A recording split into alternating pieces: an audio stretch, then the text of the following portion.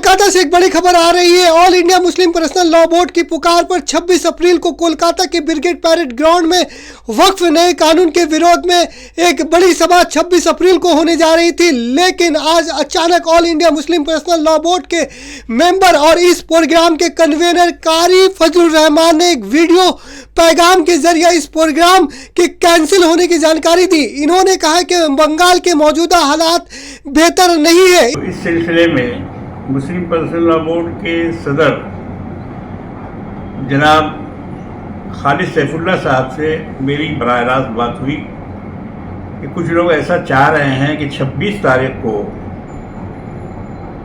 Brigade मैदान में personal law board की तरफ से एक बड़ा प्रोग्राम किया जाए।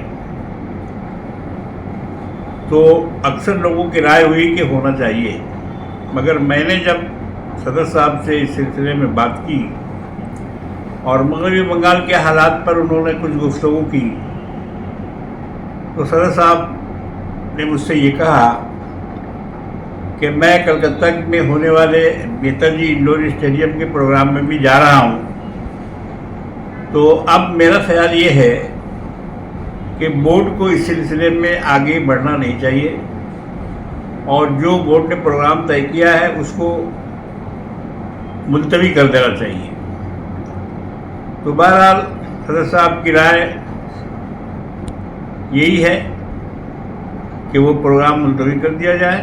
हालांकि all India Muslim personal law board की तरफ से अब तक कोई ऑफिशियल स्टेटमेंट नहीं आया है, जिसको लेकर एक नया विवाद शुरू हो गया है।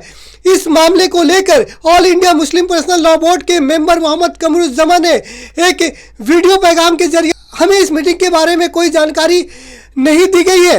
हालांकि 10 अप्रैल को all India Muslim personal law board के स्पोक्स पर्सन SQR इलियास ने एक मीटिंग रखी थी और इस मीटिंग में मैं मौजूद था, जहां पर 10 लोगों को लेकर एक कमेटी की तश्कील दी गई। लेकिन 26 अप्रैल के प्रोग्राम को लेकर जब रद्द करने का फैसला लिया गया है तो हमें इसके बारे में कोई जानकारी नहीं दी गई और न ही किसी जॉइंट कन्वीनर से सलाह मशवरा किया गया है। अचानक कारी फजलुर रहमान वो एक वीडियो जारी करके इसकी जानकारी देते हैं कि हमने सदर से बात कर ली। এখন কারি সাহেবের এই যে নিজের ব্যক্তিগত সিদ্ধান্ত কোনো কনভেনার কোনো কমিটিকে না জানিয়ে আমরা যারা মুসলিম পার্সোনাল ল বোর্ডের সদস্য আমাদের জানাননি, সেদিন স্পোক পার্সনের উপস্থিতিতে এই সমস্ত ভাইদের যাদেরকে জয়েন্ট কনভেনার করা হয়েছিল আমাদের কাউকে জানানো হয়নি। উনি এককভাবে সিদ্ধান্ত নেবেন ঘরে বসে, ওনাকে তো কোনোদিন সবার জন্য কোথাও যেতেও হয়নি। আমরা পারমিশনের জন্য মিথ্যা রটনা করা হচ্ছে। পারমিশনের জন্য আমরা আর্মি হেডকোয়ার্টারে গিয়েছি, আর্মি হেডকোয়ার্টার থেকে বলা হচ্ছে যে 26 তারিখের ব্রিগেড খালি আছে, এই চিঠিটা এইটা নিয়ে যান, ফরম্যাটটা আপনারা কোর্ট থেকে এপিডেভিট করে নিয়ে আসুন আর চিঠি দিন। আমরা চিঠি নিয়ে এসেছি, কোর্ট থেকে এপিডেভিট করে সেটা আমরা আর্মি হেডকোয়ার্টারে জমা দিয়েছি। আর্মি হেডকোয়ার্টার রিসিভ করে নিয়েছেন, তার রিসিভ কপি আমাদের কাছে রয়েছে। তারপরে সেই রিসিভ কপি এবং লালবাজার জয়েন্ট সিপি হেডকোয়ার্টারকে আমরা আলাদা করে চিঠি লালবাজারেও জমা করে দিয়েছি, যাতে পারমিশন নিয়ে কোনো রকম সমস্যা আর ত্রুটি না হয়।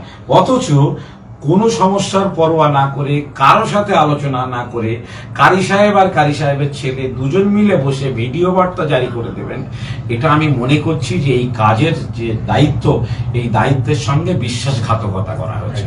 আমরা এই মির্জাফরপনা কারি সাহেবের কাছ থেকে প্রত্যাশা করি, ছাত্র জীবন থেকে তাকে সম্মান করি। আমরা আশা করছি যে কারি সাহেব এটা বুঝবেন, বাংলার অবস্থাটা তিনি বুঝবেন।